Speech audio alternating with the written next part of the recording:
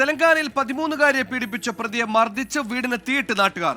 ആദിലാബാദിലാണ് സംഭവം. സ്ഥലത്തെത്തിയ പോലീസ് വാഹനവും നാട്ടുകാർ ആക്രമിച്ചു.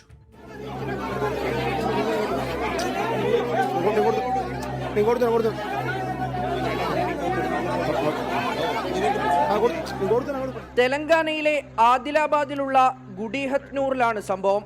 ഇന്നലെ വൈകിട്ടോടെ സ്ഥലത്തെ 13-കാരിയെ കാണാതായി.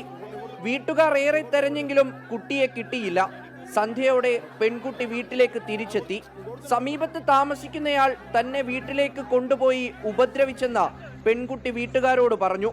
വിവരമറിഞ്ഞ് നാട്ടുകാർ പ്രതിയുടെ വീട്ടിലേക്ക് ഇരച്ചെത്തി. ഇയാളെ ക്രൂരമായി മർദ്ദിച്ച് വീടിന് തീയിട്ടു.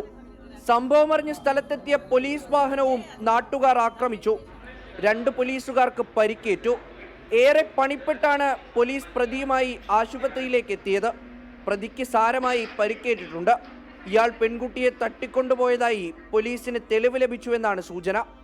ആശുപത്രിയിൽ നിന്ന് മടങ്ങിയ ശേഷമാകും വിശദമായ ചോദ്യം ചെയ്യൽ. പ്രതിയെ മർദ്ദിച്ച് വീട് കത്തിച്ചതിനും പോലീസ് വാഹനം തകർത്തതിനും നാട്ടുകാർക്കെതിരെയും കേസെടുത്തിട്ടുണ്ട്. 24 ചെന്നൈ.